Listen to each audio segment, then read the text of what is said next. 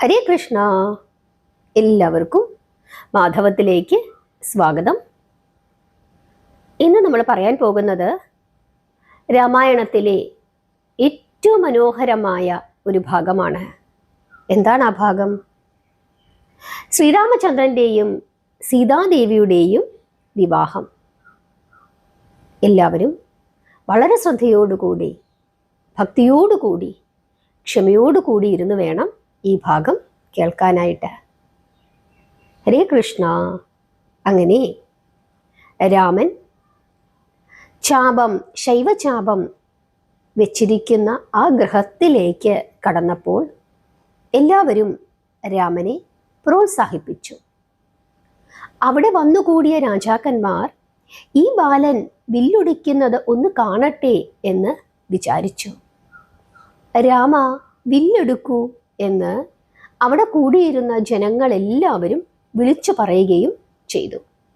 അപ്പോൾ ലക്ഷ്മണൻ ജ്യേഷ്ഠനോട് പറയുകയാണ്, ജ്യേഷ്ഠ, വില്ലെടുത്തു കുലച്ച് ഈ ലോകത്തെ അങ്ങ് അത്ഭുതപ്പെടുത്തു. അപ്പോൾ രാമൻ ഗുരുവിനോട് പറയുകയാണ്, ഗുരു അനുമതി തന്നാലും ഞാൻ ഈ ശൈവചാപം എടുക്കട്ടെ. ഗുരു അനുവാദം കൊടുത്തു. അതിനുശേഷം രാമൻ ചിരിച്ചുകൊണ്ട് എല്ലാവരും കാണുകെ വില്ലെടുത്തുകൊണ്ട് ലക്ഷ്മണനോട് പറഞ്ഞു. എന്താണ് പറഞ്ഞത്? അനുജ, ഞാൻ മഹാദേവന്റെ ചാപം ഒടിക്കട്ടെ, ദൈവകോപം ഉണ്ടാകുമോ? ഇങ്ങനെ രാമൻ ലക്ഷ്മണനോട് ചോദിച്ചപ്പോൾ ലക്ഷ്മണൻ പറയുകയാണ്, ഗുരുനാഥനായ മുനി അങ്ങയോട് പറഞ്ഞിട്ടല്ലേ അങ്ങ് ചെയ്യുന്നത്? നമ്മൾ അദ്ദേഹത്തിന്റെ ആജ്ഞ അനുസരിക്കുകയല്ലേ ചെയ്യുന്നത്? ലക്ഷ്മണന്റെ ഇപ്രകാരമുള്ള വാക്കുകൾ കേട്ടപ്പോൾ മഹർഷി രാമനോട് പറഞ്ഞു, ധൈര്യമായി വില്ലു കുലയ്ക്കൂ രാമ. മഹർഷിയുടെ ആജ്ഞ കിട്ടിയപ്പോൾ ശ്രീരാമൻ വില്ലിന്റെ ഞാൺ വലിച്ചു. മാട മാട ശബ്ദത്തോടു കൂടി ആ ശൈവചാപം ഒടിഞ്ഞു. സഭാവാസികളെല്ലാം അന്തിച്ചു പോയി. 3 ലോകങ്ങളും ഞെട്ടിവിറച്ചു. ജനകരാജാവിന് സന്തോഷമായി. മിഥില നഗരത്തിൽ അനവധി വാദ്യങ്ങൾ ഉയർന്നു. ജനക മഹാരാജാവ് എല്ലാവരെയും ഉത്തരീയം അണിയിച്ചുകൊണ്ട് വീണ്ടും വീണ്ടും ക്ഷണിച്ചു. അപ്പോൾ സുമന്ത്ര എന്ന ബ്രാഹ്മണൻ രാമനെ തൻ്റെ ഗൃഹത്തിലേക്ക് കൂട്ടിക്കൊണ്ടുപോയി. അദ്ദേഹത്തിൻ്റെ പത്നിയുടെ പേര് എന്തായിരുന്നു? അദ്ദേഹത്തിൻ്റെ പത്നിയുടെ പേര് കൗസല്യ എന്നായിരുന്നു. കൗസല്യയെ പോലെ മറ്റൊരു ഭാഗ്യവതിയില്ല. ശ്രീപതി അമ്മ എന്ന് വിളിക്കുന്നത് കൗസല്യയാണല്ലോ. അങ്ങനെ സുമന്ത്രരുടെ ഗൃഹത്തിൽ രാമനെ ഇരുത്തിയിട്ട് വിശ്വാമിത്രൻ ജനക മഹാരാജാവിന്റെ അടുക്കലേക്ക് ചെന്നു. സീതാദേവി മുനിയുടെ പാദങ്ങളിൽ നമസ്കരിച്ചു. ജനകൻ അതീവ സന്തോഷത്തോടു കൂടി മുനിയോട് അപേക്ഷിച്ചു, പ്രഭു, സീതാദേവിയുടെ വിവാഹത്തിനുള്ള മുഹൂർത്തം നിശ്ചയിക്കണം. അപ്പോൾ വിശ്വാമിത്രൻ തിരിച്ച് രാമന്റെ അടുക്കലേക്ക് വന്നു. എന്നിട്ട് രാമനോട് പറഞ്ഞു, രാമ, വിവാഹം കഴിഞ്ഞിട്ട് 2 പേർക്കും കൂടി അയോധ്യയിലേക്ക് പോകാം.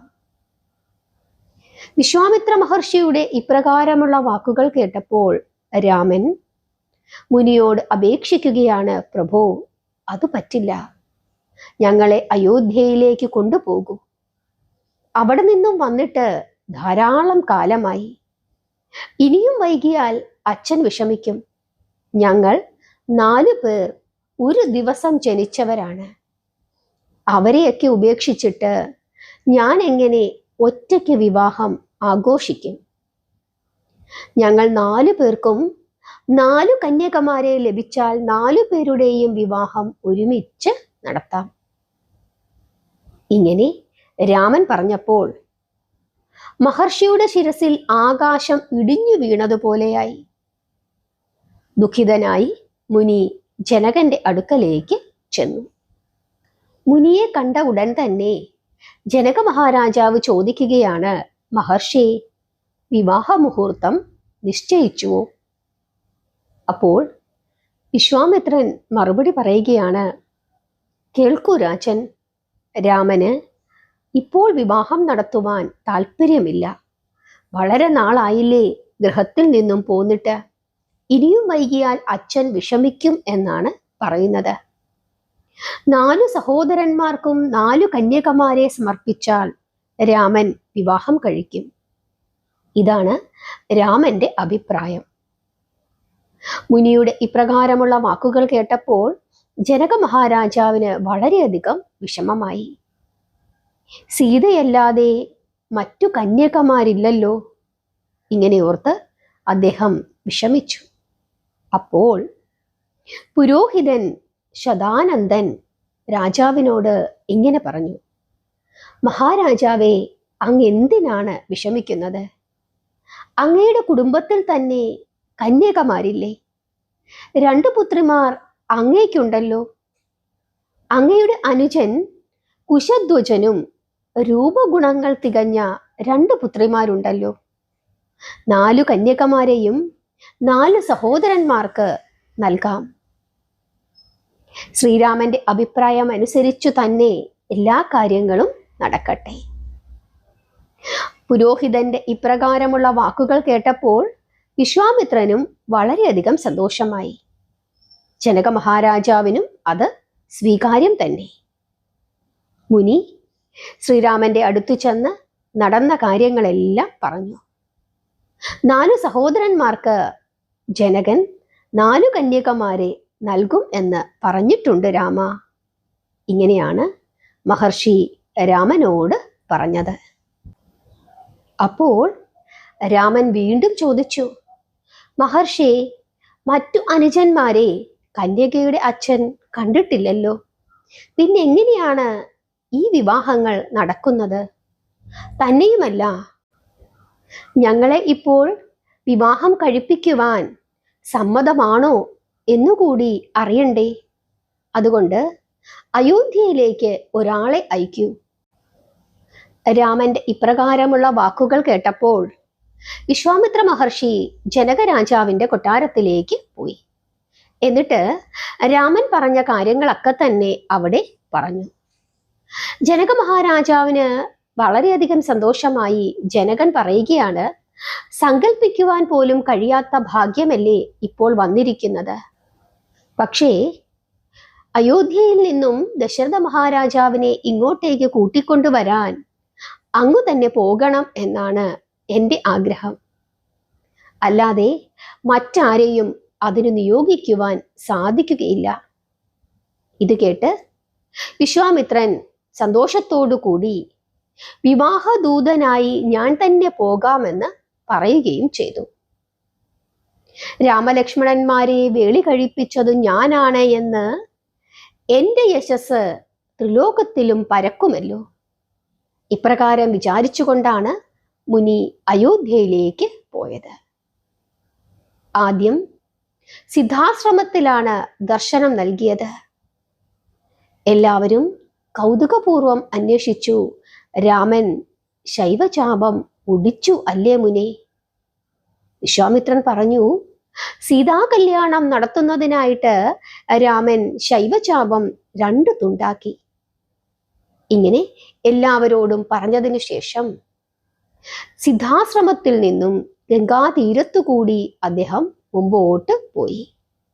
ഗംഗ കടന്നു അഹല്യയുടെ തപോവനത്തിൽ എത്തിച്ചേർന്നു. പാവന ജന്മഭൂമിയും പിന്നിട്ട് താടക വനവും കടന്ന് മുനി അയോധ്യയിൽ എത്തിച്ചേർന്നു. സരയൂ നദിയെ മുനി വന്ദിച്ചു.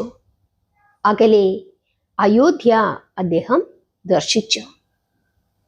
വിശ്വാമിത്രൻ രാമലക്ഷ്മണന്മാരെയും കൊണ്ടുപോയിട്ട് മഹർഷി മാത്രമാണല്ലോ തിരികെ വരുന്നത് എന്ന് ദൂതന്മാർ ചെന്ന് ദശരഥ മഹാരാജാവിനോട് പറഞ്ഞു.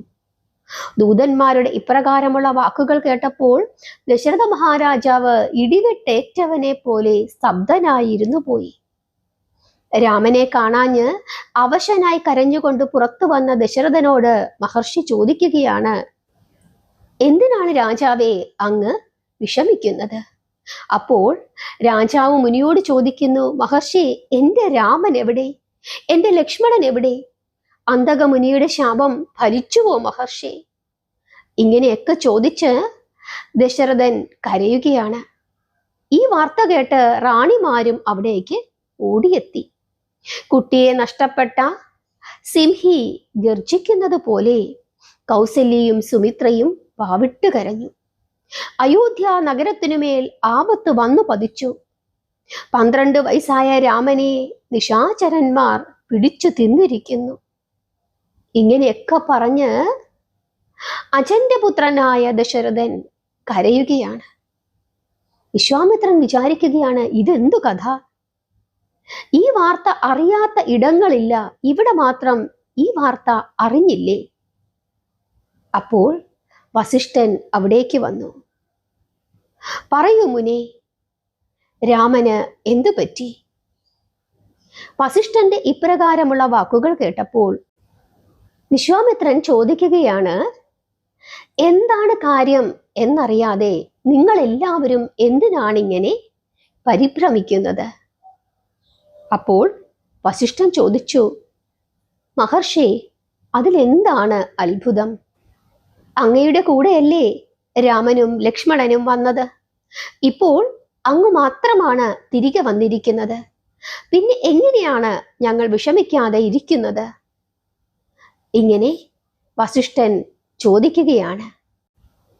അപ്പോൾ വിശ്വാമിത്രൻ വളരെ സാവധാനം പറയുകയാണ്, പുത്രന്റെ വിക്രമങ്ങൾ കേട്ടാലും കൗസല്യാനന്ദനൻ താടകയെ വധിച്ചു, അഹല്യയ്ക്ക് ശാപമോക്ഷം നൽകി, കൈവർത്തനെ കൃതാർത്ഥനാക്കി, രാക്ഷസന്മാരെ വധിച്ചു, മഹർഷിമാർക്ക് സമാധാനം നൽകി. മിഥിലയിലെ ജനക മഹാരാജാവ് ശൈവചാപഭഞ്ജനം എന്ന ഒരു വീരപരീക്ഷ വെച്ചിരുന്നു. അതിൽ അനവധി രാജാക്കന്മാർ പരാജിതരായിരുന്നു. ആ ശൈവചാപം രാമൻ 2 തുണ്ടമാക്കി. ലക്ഷ്മി ദേവിയായ സീതയെ രാമന് ദാനം കിട്ടി. 4 കുമാരന്മാർക്കും 4 കന്യകമാരെ ജനകൻ നൽകും. അതിനാൽ മഹാരാജൻ മറ്റു കുമാരന്മാരെയും കൂട്ടി വേഗം തന്നെ നമുക്ക് മിഥിലയിലേക്ക് പോകാം. മഹർഷിയുടെ ഇപ്രകാരമുള്ള വാക്കുകൾ കേട്ടപ്പോൾ ആനന്ദത്തോടുകൂടി മഹാരാജാവ് മുനിയുടെ പാദങ്ങളിൽ നമസ്കരിച്ചു. ലക്ഷക്കണക്കിന് ആനകളെയും കുതിരകളെയും അലങ്കരിച്ചു. രഥങ്ങൾ തയ്യാറാക്കി. ഭരതനെയും ശത്രുഘ്നെയും വിളിച്ചു കൊണ്ടുവന്നു. പെട്ടെന്ന് തന്നെ എല്ലാവരെയും ക്ഷണിച്ചു. അയോധ്യാവാസികളെല്ലാം അണിഞ്ഞൊരുങ്ങി. മുമ്പിൽ ബ്രാഹ്മണർ, പിന്നാലെ രാജാവും പുത്രന്മാരും പരിവാരങ്ങളും. അങ്ങനെ അവർ മിഥിലയിലേക്ക് പുറപ്പെട്ടു. കൗസല്യാദേവി സുമിത്രയോട് പറഞ്ഞു, രാമന്റെ മേയിൽ മഞ്ഞൾ ചാർത്തുവാൻ സന്ദർഭം കിട്ടിയില്ല. അപ്പോൾ സുമിത്ര പറയുകയാണ്, ഏട്ടത്തി, ഒന്നും വിചാരിക്കാനില്ല. രാമനാമം ചൊല്ലി മംഗളാചരണം നടത്തിയാൽ മാത്രം മതി. ഇങ്ങനെ അവർ തമ്മിൽ പറഞ്ഞു. ലക്ഷം ലക്ഷം കാലാൾ പടയാളികൾ നടന്നു. ദശരഥൻ ചതുരംഗ സൈന്യത്തോടൊപ്പം സഞ്ചരിച്ചു.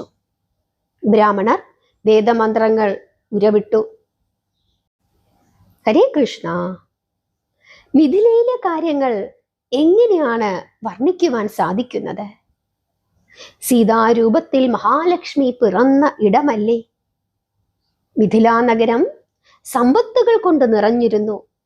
ജനകൻ പാലും നെയ്യും കൊണ്ട് തടാകങ്ങൾ ഉണ്ടാക്കിയിരുന്നു. ഇടവിട്ട് ഓരോ ഇടങ്ങളിൽ ഭണ്ഡാരശാലകൾ അവിടെ ഉണ്ടായിരുന്നു. മൃഷ്ടാന്ന ഭക്ഷണത്തിന് അരി നൽകുവാനുള്ള ആലയങ്ങളും മിഥിലയിൽ ഉണ്ടായിരുന്നു. അങ്ങനെ ദശരഥനും സംഘവും സരയൂ നദിയുടെ അരികിൽ എത്തിച്ചേർന്നു. സരയുവിൽ സ്നാനം ചെയ്ത് ദാനം നടത്തി മൃഷ്ടാന്ന ഭോജനം ചെയ്ത് ജലപാനവും എല്ലാം കഴിഞ്ഞ് സരയൂ നദി കടന്ന് അവർ താടകാവനത്തിൽ പ്രവേശിച്ചു. അപ്പോൾ വിശ്വാമിത്രൻ പറയുകയാണ്, രാജാവേ, ഇവിടെ വെച്ചാണ് താടകാവധം നടന്നത്. അതിനുശേഷം അവർ അഹല്യാദേവിയുടെ ആശ്രമത്തിൽ എത്തിച്ചേർന്നു. അവിടവും പിന്നിട്ട് ഗംഗാനദിയുടെ തീരത്ത് എത്തിച്ചേർന്നു. ശ്രീരാമനെ മറുകര കടത്തി അതേ കൈവർത്തൻ വഞ്ചി തയ്യാറാക്കി. വഞ്ചിയിൽ ഗംഗ കടന്ന് അവർ സിദ്ധാശ്രമത്തിൽ എത്തിച്ചേർന്നു. മുനിയും മുനിപത്നിമാരും ദശരഥനെ ആശീർവദിച്ചു.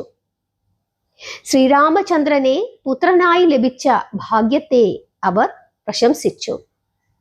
മിഥിലയിലേക്ക് ഇനി 6 നാഴിക ദൂരം കൂടിയുണ്ട്. അവർ സിദ്ധാശ്രമം കടന്നു മിഥിലയുടെ സമീപത്ത് എത്തിച്ചേർന്നു. ദൂതൻ ചെന്ന് ജനക മഹാരാജാവിനെ വിവരം അറിയിച്ചു.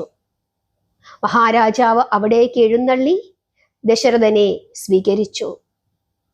അയോധ്യാപതി രഥത്തിൽ നിന്ന് ഇറങ്ങി. ജനകൻ ആദരപൂർവം സ്തുതിച്ചുകൊണ്ട് പറഞ്ഞു, മഹാരാജൻ അങ്ങ് ദയാപൂർവം അനുവദിച്ചാൽ 4 പുത്രന്മാർക്ക് 4 വധുക്കളായി എൻ്റെ 4 പുത്രിമാരെ നൽകാം. അതുകേട്ട് ദശരഥ മഹാരാജാവ് ജനകനോട് പറയുകയാണ്, രാജാവേ, നമ്മുടെ സൗഹൃദം ദൃഢമാക്കുന്നതിന് ഞാൻ എന്തിനാണ് തടസ്സം സൃഷ്ടിക്കുന്നത്? അതിനുശേഷം 2 പേരും ആലിംഗനം ചെയ്തു. അതിനുശേഷം അവർ ശ്രീരാമൻ താമസിക്കുന്ന സ്ഥലത്തേക്ക് എത്തിച്ചേർന്നു. അച്ഛൻ വന്നതറിഞ്ഞ് രഘുവീരൻ പുറത്തു വന്നു. പിതാവിൻ്റെ പാദങ്ങളിൽ നമസ്കരിച്ചു. ലക്ഷ്മണനും പിതാവിൻ്റെ പാദങ്ങളെ വന്ദിച്ചു. ഭരതനും ശത്രുഘ്നനും രാമപാദങ്ങളിൽ വന്ദിച്ചു. സഹോദരന്മാർ 4 പേരും പരസ്പരം ആലിംഗനം ചെയ്തു. പിന്നെ സൽക്കാരങ്ങളായി. മൈതാനങ്ങളിൽ, അകത്തടങ്ങളിൽ, നദീതടങ്ങളിൽ, പാചകശാലകളിൽ എല്ലായിടത്തും തിരക്കായി. എല്ലായിടത്തും ധാരാളം ഭക്ഷണ പദാർത്ഥങ്ങൾ. എല്ലാവരും പരസ്പരം സൽക്കരിച്ചു. എല്ലാവരും പരസ്പരം സന്തോഷങ്ങൾ പങ്കുവച്ചു. വശിഷ്ഠ മഹർഷി ജനക മഹാരാജാവിൻ്റെ കൊട്ടാരത്തിലേക്ക് ചെന്നു. ആ സമയത്ത് അവിടെ രാജസഭ കൂടിക്കൊണ്ടിരിക്കുക ആയിരുന്നു. വസിഷ്ഠനെ കണ്ട് എല്ലാവരും മുനിയെ സ്വീകരിച്ചു. ജനകൻ പറഞ്ഞു, സീതയുടെ വിവാഹത്തിനുള്ള മുഹൂർത്തം അങ്ങ് നിശ്ചയിക്കൂ. മഹാരാജാവിന്റെ ഇപ്രകാരമുള്ള വാക്കുകൾ കേട്ടപ്പോൾ വസിഷ്ഠൻ സഭയിൽ വെച്ചു തന്നെ ജ്യോതിഷ ചിന്തകൾ തുടങ്ങി. പുണർദം നാളിൽ കർക്കിടകം ലഗ്നത്തിൽ വിവാഹം നടത്തുവാൻ നിശ്ചയിച്ചു. ഒരിക്കലും സ്ത്രീയും പുരുഷനും തമ്മിൽ പിരിയാൻ ഇടയില്ലാത്ത മുഹൂർത്തം, അതാണ് നിശ്ചയിച്ചത്. ഇതറിഞ്ഞ ദേവന്മാർ ആലോചിച്ചു, സ്ത്രീയും പുരുഷനും തമ്മിൽ പിരിയുകയേ ഇല്ലെങ്കിൽ പിന്നെ എങ്ങനെയാണ് രാവണവധം നടക്കുന്നത്? അതുകൊണ്ട് മുഹൂർത്തം തെറ്റിക്കുവാൻ അവർ തീരുമാനിച്ചു. അതിന് അവർ ഏർപ്പെടുത്തിയത് ആരെയാണ്? ചന്ദ്രനെയാണ്. ചന്ദ്രൻ നർത്തകനായി വിവാഹ മണ്ഡപത്തിലെത്തി നൃത്തം ചെയ്തു. എല്ലാവരെയും മോഹിപ്പിക്കണം. കർക്കിടക ലഗ്നം കഴിഞ്ഞേ സ്വയംവരം നടക്കാവൂ. അങ്ങനെ മുഹൂർത്തം നിശ്ചയിച്ച വിവരം വസിഷ്ഠൻ വന്ന് പറഞ്ഞപ്പോൾ ദശരഥന് വളരെയധികം സന്തോഷമായി. എല്ലാവിധ ആഭരണങ്ങളും അവർ ഒരുക്കി. കണക്കില്ലാത്ത വിധം പാലും തൈരും പഴങ്ങളും ശർക്കരയും മധുര പലഹാരങ്ങളും അവിടെ എത്തിച്ചേർന്നു. ബ്രാഹ്മണർ അവിടെ വന്ന് താമസിച്ചു തുടങ്ങി.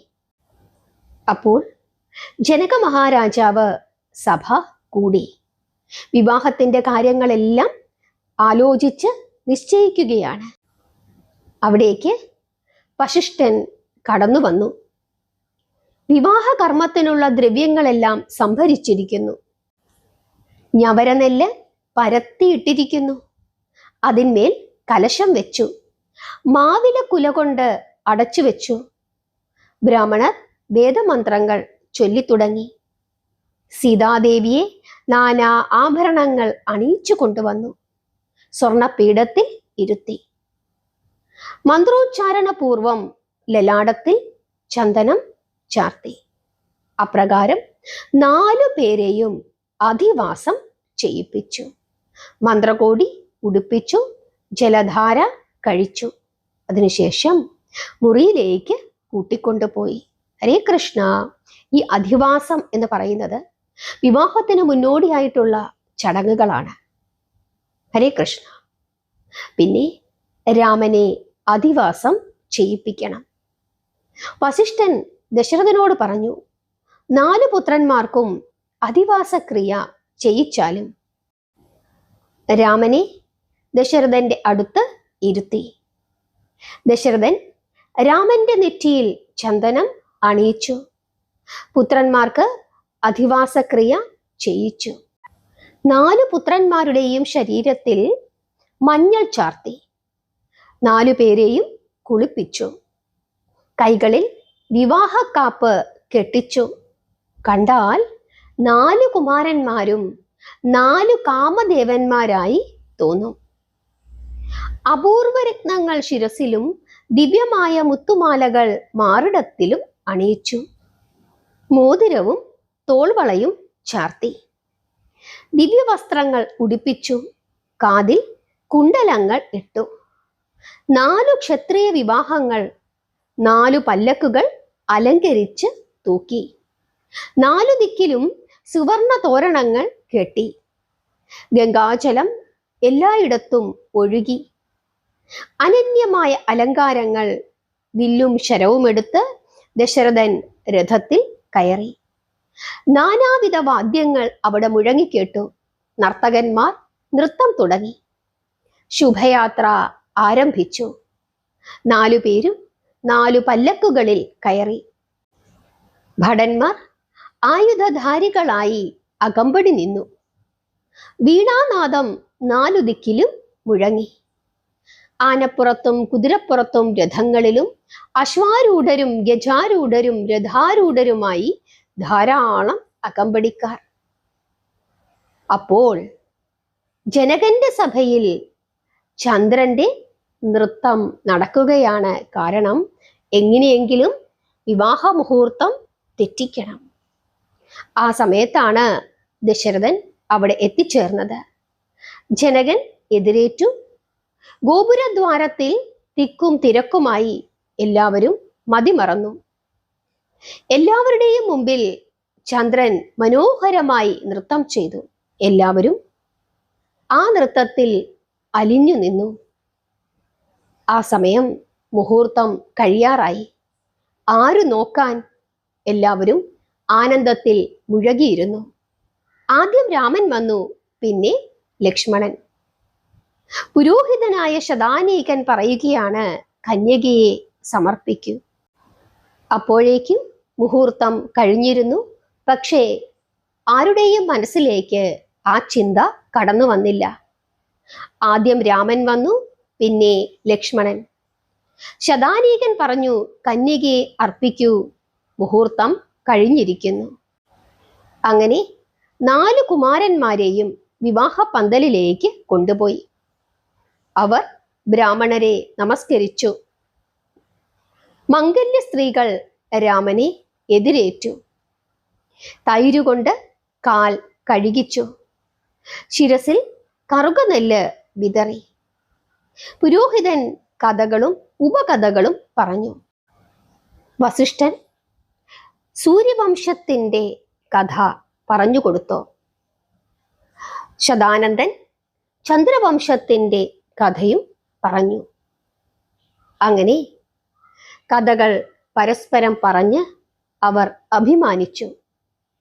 ശതാനന്ദൻ പിന്നീട് ഉത്തരീയം ഇട്ടുകൊണ്ട് ജനകനോട് പറയുകയാണ്, മഹത്തായ സൂര്യവംശത്തിലെ ദശരഥന്റെ പുത്രൻ അങ്ങയുടെ പുത്രിക്ക് ശരണം നൽകുന്നു.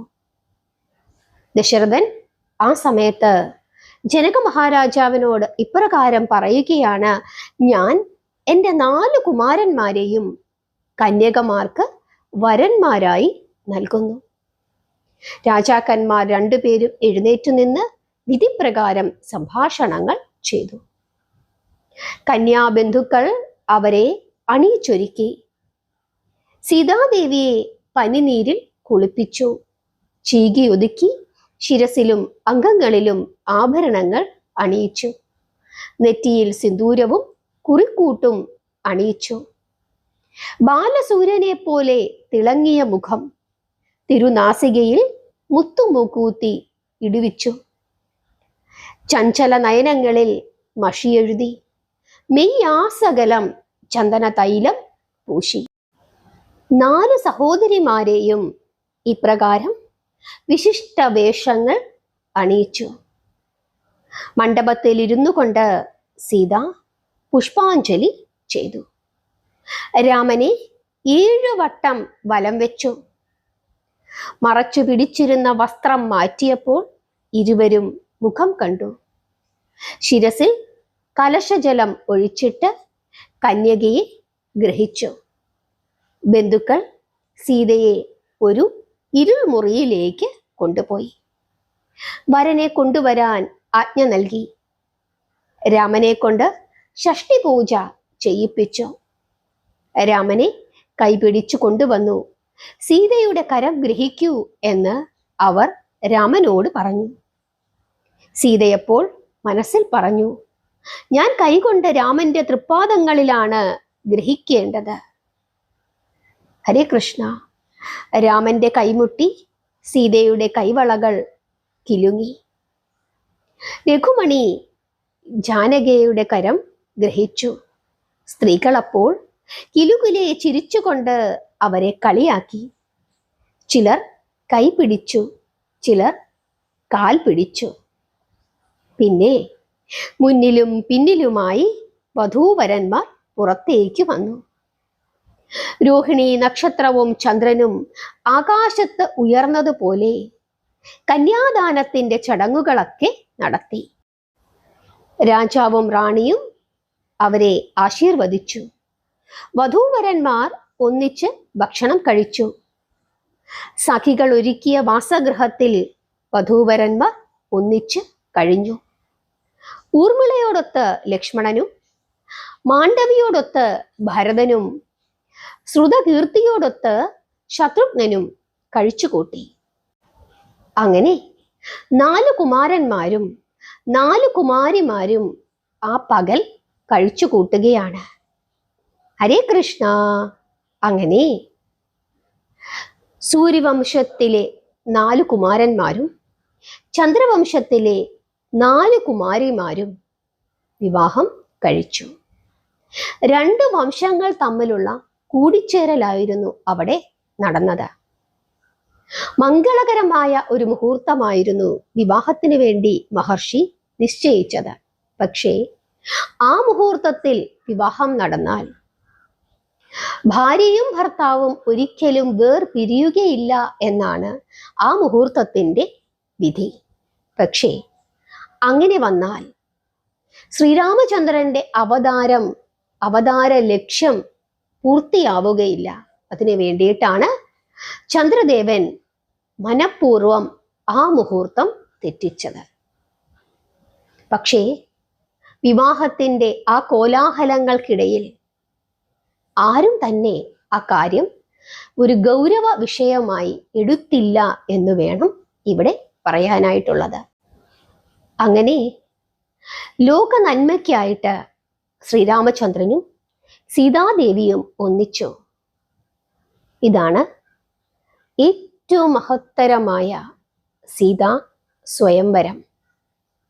നിങ്ങൾക്ക് ഈ കഥ മനസ്സിലായോ? വളരെ ചുരുക്കിയാണ് ഞാൻ ഈ കഥ നിങ്ങളോട് പറഞ്ഞത്. വളരെ വിശദമായിട്ടാണ് ചടങ്ങുകളെ പറ്റിയുമൊക്കെ വിസ്തരിച്ച് രാമായണത്തിൽ പറഞ്ഞിരിക്കുന്നത്. അധ്യാത്മരാമായണത്തിൽ അത്ര വിസ്തരിച്ച് പറഞ്ഞിട്ടില്ല. പക്ഷേ മറ്റു രാമായണങ്ങളില് വിസ്തരിച്ചു തന്നെ പറഞ്ഞിട്ടുണ്ട്. പ്രത്യേകിച്ച് കൃത്തിവാസ രാമായണത്തിലൊക്കെ ആ ചടങ്ങുകൾ ഓരോന്നോരോന്നായിട്ട് എടുത്തു പറഞ്ഞിട്ടുണ്ട്.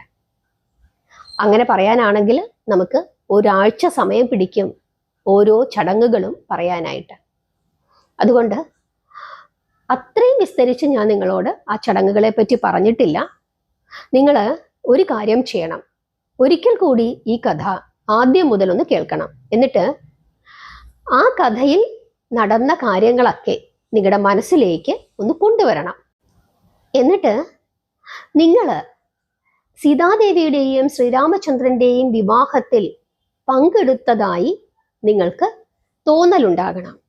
നിങ്ങൾ ആ വിവാഹ മണ്ഡപത്തിലുണ്ട്, നിങ്ങളുടെ കൺമുമ്പിലാണ് സീതാദേവിയും ശ്രീരാമചന്ദ്രനും മറ്റു കുമാരിമാരും മറ്റു കുമാരന്മാരും വിവാഹം കഴിക്കുന്നത്. ആ ചടങ്ങുകളൊക്കെ നടക്കുന്നത് നിങ്ങളുടെ കൺമുമ്പിലാണ് എന്ന് നിങ്ങൾ മനസ്സിൽ വിചാരിക്കുക. കഥകൾ പറയുന്നു, സൂര്യവംശത്തിന്റെയും ചന്ദ്രവംശത്തിന്റെയും കഥകൾ പറയുന്നു. അതുപോലെ സീതാദേവിയെ അണിയിച്ചൊരുക്കുന്നു, ശ്രീരാമചന്ദ്രന്റെ ശരീരത്തിൽ മഞ്ഞൾ പൂശുന്നു, കുളിപ്പിക്കുന്നു. ഇങ്ങനെയുള്ള ആ കാര്യങ്ങളൊക്കെ നിങ്ങളുടെ മനസ്സിൽ ഇങ്ങനെ ഒന്ന് കൊണ്ടുവരാനായിട്ട് നിങ്ങൾ ശ്രമിക്കണം. അങ്ങനെ ശ്രമിക്കുന്നത് കഥയുമായി കൂടുതൽ അടുക്കാനായിട്ട് നിങ്ങൾക്ക് സാധിക്കും. അങ്ങനെ മനസ്സിൽ ഇങ്ങനെ ആ ഒരു വിഷ്വൽ കൊണ്ടുവരുമ്പോൾ കൂടുതൽ ഭക്തിയിലേക്ക് നിങ്ങൾ പോകും. നിങ്ങളുടെ മനസ്സിൽ ഒരു ആശ്വാസമുണ്ടാകും. ഇങ്ങനെയൊക്കെയാണല്ലോ നമ്മൾ സർവേശ്വരനുമായി അടുക്കുന്നത്. അതുകൊണ്ട് വീണ്ടും 1-2 തവണ നിങ്ങൾ ഈ കഥ ആവർത്തിച്ച് കേട്ടിട്ട് ആ വിവാഹത്തിൽ നിങ്ങൾ പങ്കുകൊണ്ടാൽ നിങ്ങൾ എന്തൊക്കെ കാണും, ഈ കാര്യങ്ങളൊക്കെ ഒന്ന് മനസ്സിൽ കുറച്ച് സമയം ഇരുന്നൊന്ന് ആലോചിക്കണം. അല്ലെങ്കിൽ കണ്ണടച്ചിരുന്ന് ഈ കഥകൾ കേൾക്കുമ്പോൾ നിങ്ങളുടെ മനസ്സിലേക്ക് ആ കാര്യങ്ങളൊക്കെ ഇങ്ങനെ ഓടി വരണം. നിങ്ങൾ അങ്ങനെ ചെയ്തിട്ട് എനിക്ക് മെസ്സേജ് ഇടണം. എത്ര പേർക്ക് അങ്ങനെ ചെയ്യാൻ സാധിച്ചു എന്നുള്ളത് നിങ്ങൾ പറയണം. സാധിക്കാത്ത ആളുകൾ വീണ്ടും വീണ്ടും കേട്ടിട്ട് കുറേശ്ശെ അങ്ങനെയുള്ള ഒരു കഴിവ് നിങ്ങൾ ഉണ്ടാക്കിയെടുക്കണം. അത് നിങ്ങൾക്ക് കൂടുതൽ ഗുണം ചെയ്യും. നിങ്ങൾക്ക് മനസ്സിലായി എന്ന് വിശ്വസിക്കുന്നു. നാമം ജപിക്കുക. അടുത്ത ദിവസം വളരെ പ്രത്യേകതയുള്ള ഒരു ഭാഗമാണ് നമ്മൾ പഠിക്കാൻ പോകുന്നത്, നമ്മൾ കേൾക്കാൻ പോകുന്നത്. പരശുരാമൻ ദേഷ്യത്തോടു കൂടി കോപത്തോടു കൂടി വരുന്ന ആ ഭാഗമാണ്. അതുമായി അനുബന്ധപ്പെട്ട കുറച്ച് സംഭവ വികാസങ്ങളും നമുക്ക് അടുത്ത ദിവസം പറയാം. കാരണം ഈ ശൈവചാപം കൊടുത്തതാരാണ്?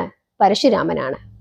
അതുമായി ബന്ധപ്പെട്ട് വളരെ പ്രധാനപ്പെട്ട 1-2 കാര്യങ്ങൾ കൂടി നമുക്ക് അറിയേണ്ടതായിട്ടുണ്ട്. അതുകൊണ്ട് ആ ഭാഗത്തിനായി നിങ്ങൾ കാത്തിരിക്കണം.